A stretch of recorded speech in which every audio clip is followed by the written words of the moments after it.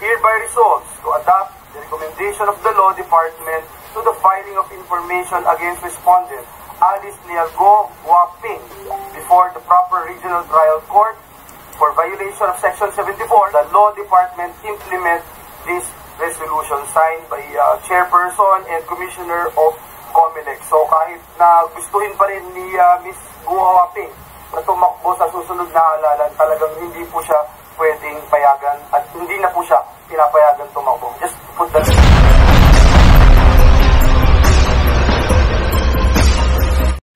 So, confirm na si Alice Go is hindi na makakasama sa mga tatakbong mayor doon sa lugar nila. Bukod siya na mismo ang nagsabi during the last hearing kahapon na napakasaya, sabihin na natin nakakagulat, 'di ba? Yung mga revelations grabe yung mga nangyari na 'yon.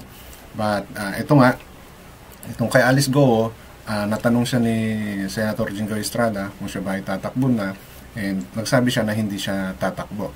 And during this hearing also, may binasa si Senator Villanueva about doon sa naging pag-uusap ng ombudsman na desisyon dito kay Alice Go.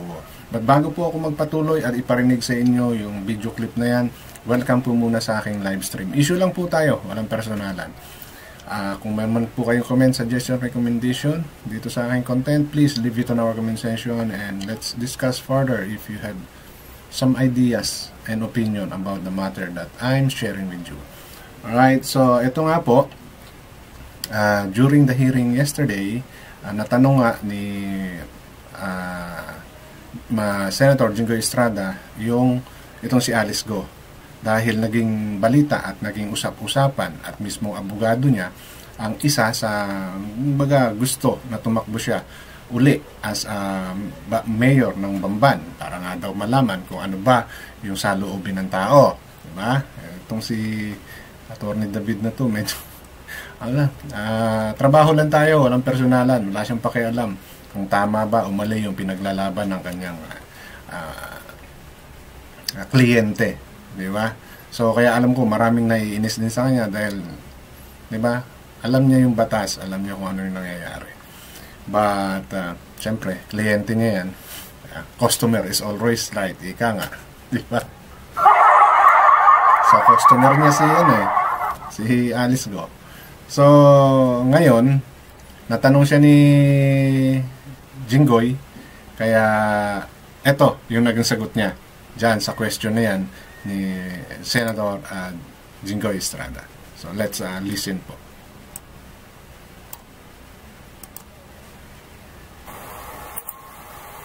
Kung ano mo meron ulit?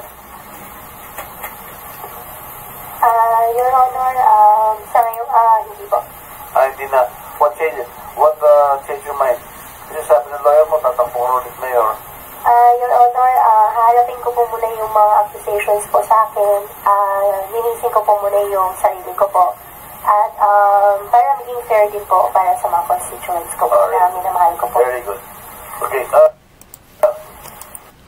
So, yan. Galing mismo kay Alice Go na hindi talaga siya tatakbo. And it's a good thing, di ba? Kasi nga, katulad nung nabanggit ko dun sa mga nauna kong content, tatakbo ka. Tapos, kakasuhan ka rin dahil may kaso ka nga, di ba? May pending case ka. Ano yung mga ikakaso sa'yo? Same thing. Yung mga ginawa mong kabulastugan dyan sa Banban as a mayor. Di ba? So, pointless din kung sakaling tatakbo siya. So, yun pa, maapektuhan, totoo. Dahil maaring yung mga constituent niya, di ba? Ganun na yung iniisip. Posibleng hindi nila alam yung mga consequences na pwedeng mangyari pag tumakbo si Alice Go. Or, maaari na survey na niya na mukhang malaki yung chance na hindi nga siya manalo because of course the overwhelming evidence. Tapos may espionage pa siyang kasong idinagdag sa kanya. Di ba? And dyan din sa hearing na yan, lumabas yung audio, yung video ng pag-interview doon sa nakasama nung sinasabing si Xi Jinping. Di ba? Kaya talagang maigi ang naging desisyon niya. Diba? And yung dami pa siyang kaso, mangangampanya pa siya. So, dadagdagan niya pa yung problema yun. So, much better na bawasan niya nga. Diba? Mas maiging bawasan niya. And, kumbaga, sobra naman. Diba? And, baka kung sakaling manalo siya, di ibig sabihin, yung mga tao rin sa Bamban, it's either binayaran o talagang ang pag-iisip, baka China na. Hindi po ba? Kasi imposibleng gawin ng mga taong ito na gumawa ng kwento at bakit siya tumakas. So, ibig sabihin may kasalanan talaga siya para siya tumakas. Di ba? Natatakot ka sa buhay mo? Imposible naman dahil ang dami mong mga koneksyon. Baka nga ikaw pa yung dapat katakutan. Hindi yung sinasabi ng tao. Di ba? Dahil sa stato mo sa buhay, ang dami mong mga kakilala, ang dami mong di ba, bali-balita, jowa niya pa si Mayor Kalugay. Di ba? So, wala siyang dapat katakutan. So, gumawa na siya ng sarili niyang panakot sa sarili niya. Di ba? Kaya, tama lang na hindi siya tumakbo at harapin niya muna talaga yung mga kaso niya. Okay? And sana nga malinis niya yung pangalan niya diyan sa nangyari na yan dahil ang espionage is malaking matinding kaso yun na talagang dapat hindi pinapalagpas dahil security, national security ng Pilipinas ang pinag-uusapan doon. Diba? So, tama lang. And kasama din dito is during that hearing, may nabasa itong si binasa itong si Senator Villanueva na naging conclusion or result ng siguro pag-uusap ng nasa ombudsman regarding dito kay Alice Goa. So, let me share that part of the video clip.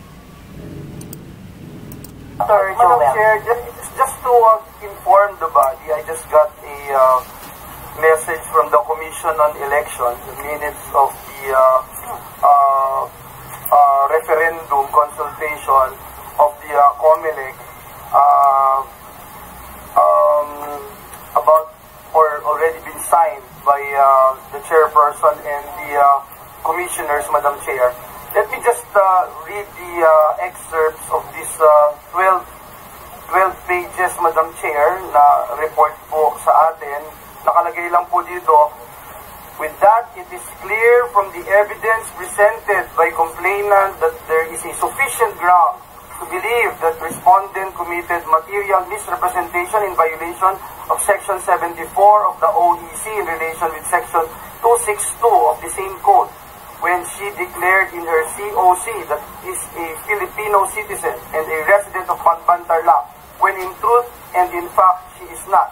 Wherefore, premises considered, this department respectfully recommends the filing of information against respondent Alice Leal Go Waping Lin Gu for violation of Section 74 of the Omnibus Election Code in relation to Section 262 of the same code, respectfully submitted. The Commission resolved, as it hereby resolves, to adopt the recommendation of the Law Department to the filing of information against respondent Alice Leal Go Waping before the proper regional trial court for violation of Section 74 in relation to Section 262 of the Omnibus Election Code. Let the Law Department implement this resolution signed by Chairperson and Commissioner of COMELEC. So kahit na gustuhin pa rin ni Ms. Go Waping na tumakbo sa susunod na halalan, talagang hindi po siya pwedeng payagan at hindi na po siya pinapayagan tumakbo. Just put that information, Madam Chair. Thank you. Thank you, Senator Joe. So, it's confirmed coming from John na officially si Alice Go ay hindi na pwedeng tumakbo ng pagka-mayor sa Bamban or any position na maisip niya. Totally, hindi na siya pwede. Okay? Yan na siguro yung sinasabing perpetual ano niya. Ano ba yun? Basta, yun. Kaya, makakampante na kayo dun sa mga ayaw at galit kay Alice Go. So, coming from our ombudsman, hindi na si Alice Go pwedeng tumakbo kahit na gustuhin niya pa. Wala nang magagawa ang abogado niya. Lahat. Unless mag-file sila ng TRO sa Supreme Court. Okay? Hindi naman ibig sabihin yan na irrevocable yung sinabi ng ombudsman. Okay? Yun yung another option nila. But I don't think na mag-option pa sila dahil nga si Alice Go mismo ang nagsabi na lilinisin niya muna yung pangalan niya about dyan sa mga accusation na ibinato sa kanya. So, yung possibility na sila ay mag-file ng TRO, malamang hindi na. Matindi pag nag-file pa sila ng TRO. Alright, so yun lang po yung gusto kong i-share sa content ko na to, and walang personalan po. Issue lang tayo. Hanggang dito na lamang. Maraming salamat.